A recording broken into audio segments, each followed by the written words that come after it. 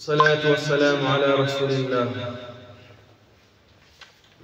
صلى الله عليه وعلى آله وصحبه وسلم تسليما كثيرا كثيرا أما بعد பிரியமான சகோதரர்களே சகோதரிகளே, பொதுவாக இன்றைய காலச்சூழ்நிலையிலே நாம் நமக்காக வாழ்கிறோமோ இல்லையோ, அண்டை வீட்டாருக்காக வாழக்கூடியவர்கள் அதிகம் இல்லையா? யாருக்காக வாழ்றோம் தான்? நிறைய பேர் வாழ்றது யாருக்காக வாழ்றாங்க? பக்கத்து வீட்டுக்காரனுக்காக தான் வாழ்றாங்க. அதுவும் குறிப்பாக பெண்கள் அப்படிதான். பெரும்பாலும் அந்த தன்மை ஆரம்பத்தில் அப்படி இருந்துச்சு. இப்ப பெண்கள் கூட கொஞ்சம் பொறுமையாயிட்டாங்க, ஆண்களே செஞ்சிட்டாங்க. அந்த கல்ச்சர் அப்படி இங்க ஒட்டிச்சு. பக்கத்து வீட்டுக்காரங்க என்ன இருக்கிறாங்க அதே மாதிரி நான் இருக்கணும். பக்கத்து வீட்டுக்காரங்க என்ன வாகனம் வாங்கினாங்க அதே மாதிரி நான் வாங்கணும். பக்கத்து வீட்டுக்காரங்க என்ன பைக் வாங்கினாங்களோ அது நான் வாங்கணும். பக்கத்து வீட்டுக்காரர் எப்படி வீடு கட்டியிருக்காங்க அதை விட கொஞ்சம் என்ன செய்யணும், வசதியா கட்டணும்.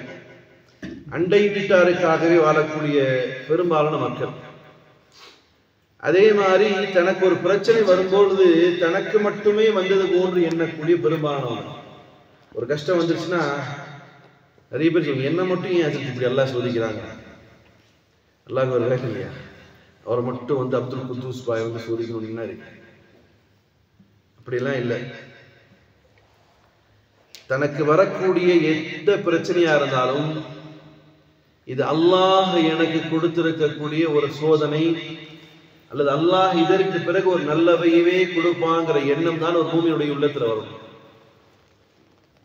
இன்னைக்கு இன்னொரு பழக்கம் இருக்கு.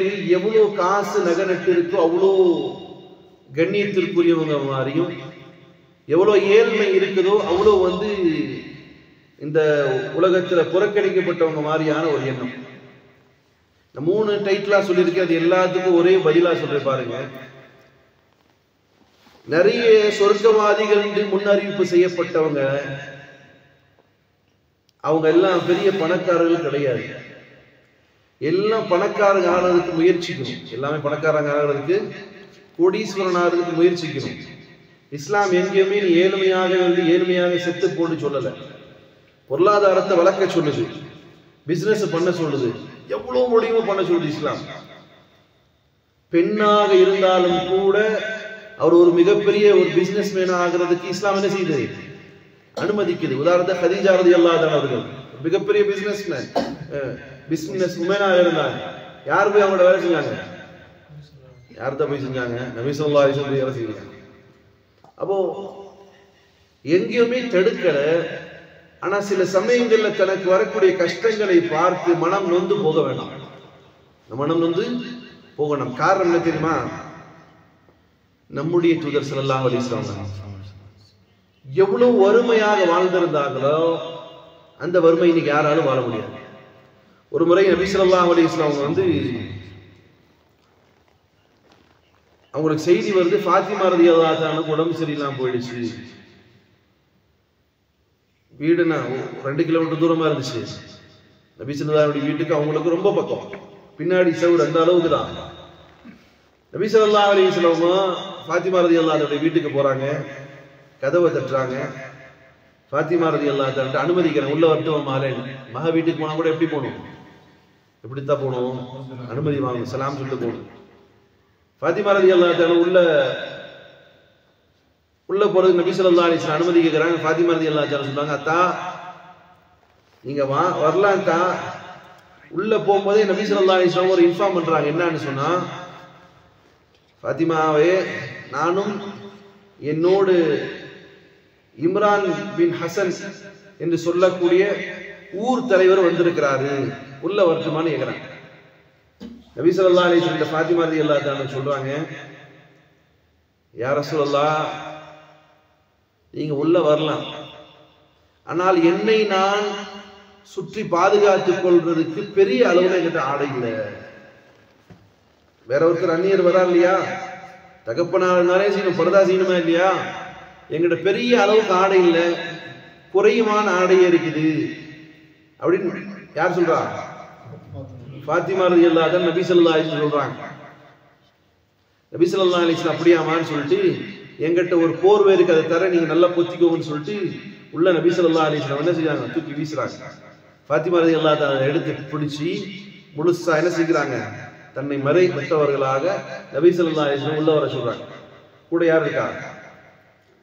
மதீனாவினுடைய தலைவராக இருக்கக்கூடிய இம்ரான் பின் ஹசன் ரலியல்லாஹு அன்ஹு கூட இருக்கிறார். உள்ள போய் நபி ஸல்லல்லாஹு அலைஹி வஸல்லம் உட்கார்றாங்க.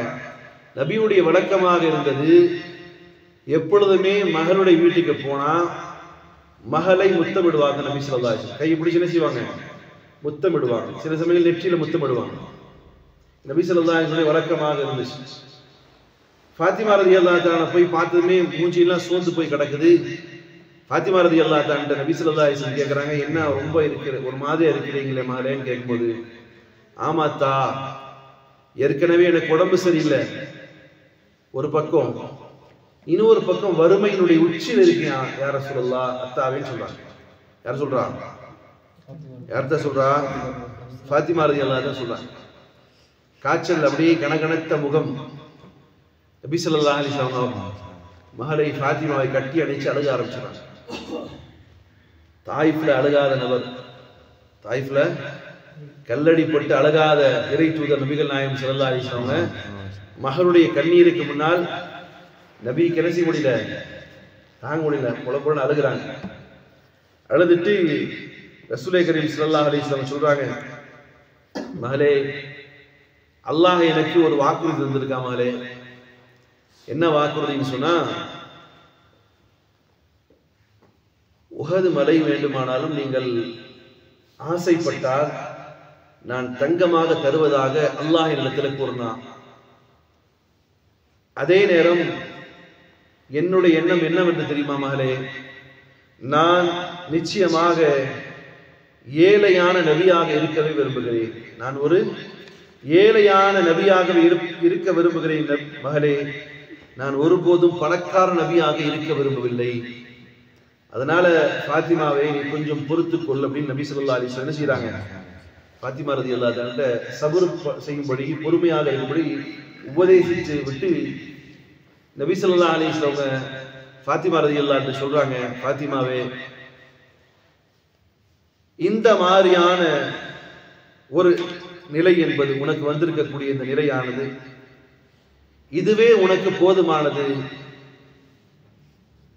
கஷஃபா பிக ஷரஃபா, ஃபாத்திமாவே, இப்படி வறுமையில் இருந்து கொண்டும் நீ பொறுமையாக இருக்கிறீ இல்லையா, இதுவே உனக்கான மிகப்பெரிய ஒரு அந்தஸ்து.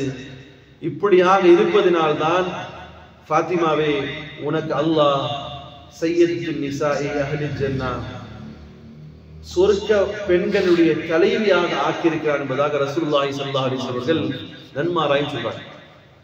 இப்ப சொர்க்கத்தினுடைய தலைவியான ஒரு டைட்டில் கிடைத்தது என்பது, தன்னிடத்துல 100 பவுன் 200 பவுன் நகை நட்டு கடை பிசினஸ், அதனால ஃபாத்திமா ரலியல்லாஹு அன்ஹா கிடைக்கல.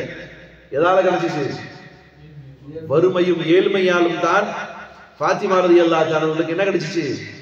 மிகப்பெரிய உயரிய பதவியான சொர்க்கத்தினுடைய பெண்களுடைய தலைவியான பட்டம் கிடைக்கிறது. அதனால பிரியமான சகோதரர்களே, சகோதரிகளே, அல்லாஹ் நமக்கு எது கொடுத்தானோ அல்ஹம்துலில்லாஹ் சொல்லணும். பக்கத்து வீட்டுக்காரங்களை பார்க்க வேண்டியது இல்லை. அவங்ககிட்ட என்ன எத்தனை பவுன் நகை இருக்கு, அவங்க என்ன பண்றாங்க, அவங்களுடைய வியாபாரம் என்ன, கொடுக்கல் வாங்க என்னன்னு பார்க்க வேண்டியது இல்லை. நமக்கு அல்லாஹ் என்ன கொடுத்திருக்கிறான், அந்த நிலையிலையும் கூட ஒரு முறை இதே மாதிரி பசியான பட்டினியான காலகட்டம், ரசூலுல்லாஹி ஸல்லல்லாஹு அலைஹி வஸல்லம் வந்து ஃபாத்திமா ரலியல்லாஹு அன்ஹா கேக்குறாங்க, அல்லாஹ் எனக்கு மறதியே போடாத. வீட்டுல போய் கேக்குறாங்க ஃபாத்திமா ரலியல்லாஹு ஹசன் ஹுசைன் எங்கேன்னு. அப்படி கேட்கும்போது நபி ஸல்லல்லாஹு அலைஹி வஸல்லம் ஃபாத்திமா இங்கதான் வெளியே விளையாண்டுட்டு இருந்தாங்க. நபி ஸல்லல்லாஹு அலைஹி வெளியே தெருல போய் தொலாவி பார்க்கறாங்க, காணோம். தொலாவி தொலாவி தொலாவி தொலாவி ஒரு இடத்துல போய் அந்த பதட்டத்தோட போறாங்க, பேர பிள்ளைங்க காணமே. தோட்டத்துல ஒருத்தர் ஆடு வச்சுட்டு இருக்காரு, அவர்கிட்ட போய் கேட்கிறாங்க, என் பேர பிள்ளைகளை பாத்தீங்களான்னு, என் பேர பிள்ளைகளை பாத்தீங்களான்னு கேட்கிறாங்க. கேட்கும்போது அந்த ஆட்டு மேய்க்கக்கூடிய இடையர் சொன்னார், உங்க பேர குழந்தை இங்கிட்டு தான் வந்தாங்க, மூஞ்சி எல்லாம் மாடி இருந்துச்சு, பசியா இருந்தாங்க, அதனால கொஞ்சம் பால் கொடுக்கிறீங்களாப்பான்னு சொல்லிட்டு ஆட்டு பாலை பீச்சு தரேன் குடிக்கிறியான்னு கேட்டாங்க. கேட்டேன் நான். அதுக்கு பேர குழந்தைங்க சொன்னாங்க, இந்த ஆட்டு மந்தையின் ஓனரா நீங்களும் கேட்டாங்க. இல்ல, நான் வேலை செய்யற ஆளுன்னா நான் சொன்னேன். அப்போ அந்த பேர குழந்தைங்க பசியில இருந்தாலும் கூட அந்த பிள்ளைங்க என்ன சொல்லிட்டாங்கன்னா, உனக்கு உரிமை இல்லாத இந்த பாலை கறந்து குடிப்பது உனக்கே உரிமை இல்லாத பொழுது நாங்க குடிக்கிறதுக்கு எப்படி ஜாயிஸ் ஆகும்? அதனால எங்களுக்கு இந்த பாலெல்லாம் வேணாம்னு சொல்லிட்டு கிளம்பி போயிட்டாங்க. இப்படிதான் போனாங்கன்னு சொல்றாங்க. நபி ஸல்லல்லாஹு அலைஹி வஸல்லம் தேடி போய் பாக்குறாங்க, ஒரு பேரிச்சம்பழ தோட்டத்துல இரு குழந்தைகளும் பசியால் அப்படியே மயக்கமா கிடக்குறாங்க. இப்படி கிடக்குறாங்க, பசியால் மயக்கமுற்று கிடக்குறாங்க. அந்த பேரிச்சம்பழ தோட்டத்துல பேரிச்சம்பழம் இருந்துச்சு, ஆனா அதை பறிச்சு சாப்பிடல. பால் கறந்து கொடுக்குறேன்னு இடையன்னு சொன்னான், என்ன செய்யல, பிடிக்கல. நபி ஸல்லல்லாஹு அலைஹி வஸல்லம் போய் அந்த பிள்ளைகளை கட்டி அடிச்சு அது ஆரம்பிச்சுட்டாங்க. இது நபி ஸல்லல்லாஹு அலைஹி வஸல்லம் வீட்டுடைய நிலைமைகள். நேர பிள்ளைகளை கூட்டிட்டு வீட்டுக்கு வராங்க நபி ஸல்லல்லாஹு அலைஹி வஸல்லம். வந்து ஃபாத்திமாட்ட சொன்னாங்க, ஃபாத்திமாவே பரவாயில்ல, என்னை விட நீ நல்லா என் பிள்ளைகளை வளர்த்திருக்க ஃபாத்திமாவேன்னு சொன்னாங்க. என்ன நடத்துறாங்க, என்னை விட நீ எனக்கு என்ன செஞ்சீங்க, என் பிள்ளைகளை ரொம்ப பக்குவமா வளர்த்திருக்கிற. இந்த பிள்ளைங்க என்ன செஞ்சுக்கலாம், போய் ஆட்டைய பசிக்கு தானே குடிச்சிருக்கலாமே, குடிக்காம பசி மயக்கத்துல தோட்டத்துல புரண்டு போய் கிடந்தாங்க. நான் கூட்டிட்டு வந்து ஃபாத்திமா, இப்படியாப்பட்ட வறுமை நிலையிலும் கூட பிறரை பார்த்து எந்த பொறாமையும் ஃபாத்திமா ரலியல்லாஹு அன்ஹா படல. இந்த நிலைமையில ஃபாத்திமா ரலியல்லாஹு அன்ஹா அவங்களுடைய சூழ்நிலை எப்படி இருந்ததுன்னு சொன்னா, பசியும் ஒரு பக்கம், உடல் ரீதியான பிரச்சனைகள். இந்த காலகட்டத்திலும் கூட பொறுமையாக இருந்ததுனாலதான் ஃபாத்திமா ரலியல்லாஹு அன்ஹா அவர்களுக்கு அல்லாஹ் ஸல்லல்லாஹு அலைஹி வஸல்லம் அவர்கள் டைட்டில் கொடுத்தாங்க, சொர்க்க பெண்மணிகளுடைய தலைவி. ஒரு முறை எந்த அளவுக்கு பசி வந்துடுச்சுன்னு சொன்னா, வீட்டில் இருக்கக்கூடிய மருமக அலி ரலியல்லாஹு அன்ஹு ஃபாத்திமா ரலியல்லாஹு அன்ஹா சொல்றாங்க, ஃபாத்திமாவே ரொம்ப பசியும் பட்னியும் ஆடுது, உங்க அத்தாட்ட நிறைய கனிமத் பொருட்கள் எல்லாம் வந்திருக்குது, இன்னைக்கு அனுப்புனா மருமகன் சொத்தை எழுதிட்டு வாண்டு, இன்னைக்கு அனுப்புற மருமகன் எதுக்கு எழுது, சொத்தை எழுதிட்டு வாண்டு, பிச்சைக்கார பெழுவ உனக்கு இருந்தா நீ உங்க அம்மா அத்தாட்ட இருந்தா போய் நீ பண்ணு, மாமியா வீட்டுல கேட்கறது உனக்கு என்ன ரைட்ஸ் இருக்கு, அவங்களை யாரு சொல்லலாம், பிச்சைக்கார பெழுவ. இங்கேயும் மருமகன் பசியுடைய தாக்கத்தால அத்தாட்ட போய் ஏதாவது வாங்கிட்டு சொல்றாங்க. ஃபாத்திமா ரலியல்லாஹு அன்ஹா நபி ஸல்லல்லாஹு அலைஹி வஸல்லம் வீட்டுக்கு வர்றாங்க. சலாம் சொல்லி மகளுடைய தேவையை உணர்ந்துக்கிட்டாங்க. நபி ஸல்லல்லாஹு அலைஹி வஸல்லம் ஃபாத்திமா ரலியல்லாஹு அன்ஹா வர்றதை பார்த்ததுமே திடீர்னு இரவு நேரத்தில் வர்றாங்க. சப்தத்திலேயே மகளுடைய சப்தம் புரிஞ்சிடும். உம்மு ஐமன் ரலியல்லாஹு அன்ஹா வீட்டுல இருக்கிறாங்க. என்ன இந்நேரத்தில் என் மக வந்திருக்குன்னு சொல்லிட்டு நபி ஸல்லல்லாஹு அலைஹி வஸல்லம் அவங்களை எப்பவும் வெல்கம் பண்றதுக்கு எந்திரிச்சு போவாங்க. மகளுக்கு கூப்பிடனே செய்வாங்க, உட்கார்ந்து இருக்காங்கன்னா எந்திரிச்சு நிற்பாங்க. அப்படி முன்னாடி போய் கை பிடிச்சி தான் கூப்பிட்டு வருவாங்க. மாமாலே என்ன ஆச்சு, என்ன இந்நேரத்துல வந்திருக்கீங்க, தா மாப்பிள்ள அனுப்பிட்டாரு தா, என்னம்மா இந்நேரத்துல வந்திருக்க, என்ன என்ன விஷயம், இல்லத்தா ரொம்ப வறுமையில இருக்கிறோம், சாப்பாடுக்கே வெளியில தா, ஏதாவது வாங்கிட்டு வர சொன்னாரு மருமகன், பிள்ளைகள்லாம் பசியா இருக்குதா. எப்படியா ஃபாத்திமா, ஃபாத்திமா ஒரு 5 ஆடு இருக்கு, அந்த 5 ஆடு எடுத்துட்டு போறீங்களா, இல்ல அந்த ஒரு 5 கலிமாத்துக்களை உங்களுக்கு சொல்லி தரேன், அந்த கலிமாத்துக்களை எடுத்துட்டு போறீங்களா ஃபாத்திமா. நபி ஸல்லல்லாஹு அலைஹி வஸல்லம் ஃபாத்திமா ரலியல்லாஹு அன்ஹா கேட்டதுமே உள்ளத்துல அல்லாஹ் போடுறான், அல்லது அந்த அவங்களே உணர்றாங்க, அத்தா என்ன டெஸ்ட் வைக்க போறாங்க, அத்தா என்ன டெஸ்ட் வைக்க போறாங்க, நான் எதையும் வாய் விட்டுக்க வேண்டாம், ஒருவேளை செய்யலாமே, 5 ஆடுக்கு பதிலா ஒரு ஆடு கொடுத்து 4 துவா சொல்லி கொடுக்கலாமா இல்லையா. பெத்த புள்ள பசியும் பட்டினியுமா இருக்கு, வீட்டுல மருமக அனுப்பி வச்சிருக்கிறாரு, என்ன செய்யலாம், 4 ஆடு கொடுத்துட்டு ஒரு துவா சொல்லி தரலாம், இல்ல ஒரு ஆடு கொடுத்துட்டு 4 துவா சொல்லி தரலாம். ஃபாத்திமா ரலியல்லாஹு அன்ஹா ஒண்ணுமே அமைதியா இருந்துட்டாங்க. யா அல்லாஹ்வின் தூதரே, நபியே, என் தந்தையே, எனக்கு 5 கலிமாத்துகளை சொல்லித்தாங்க. நபி ஸல்லல்லாஹு அலைஹி வஸல்லம் 5 வார்த்தைகளை சொல்லி தராங்க. ஃபாத்திமா, நீ அதிகமாக இந்த கலிமாத்துகளை சொல்லிக்கொள். யா அவ்வலல் அவ்வலீன், யா ஆখিরাল ஆখিரீன், யா ذல் குவத்தில் மதீன், யா ராஹிமல் மசாகீன், யா அர்ஹமர் ராஹிமீன். இந்த கலிமாத்துகளை சொல்லிக்கொள்னு சொல்றாங்க. ஃபாத்திமா ரலியல்லாஹு ஒண்ணுமே பேசல, அப்படியே அமைதியா வீட்டுக்கு கிளம்பி திரும்ப வீட்டுக்கு வந்துடுறாங்க. அலி ரலியல்லாஹு அன்ஹு வீட்டுக்கு வந்ததுமே, என்ன ஃபாத்திமா, என்ன கொண்டு வந்தீங்க? அத்தாவை பார்க்க போனீங்க, வெறும் கை வீசிட்டு வந்திருக்கீங்களே. அந்த மருமகன் எவ்வளவு அழகான மருமகன் பாருங்க.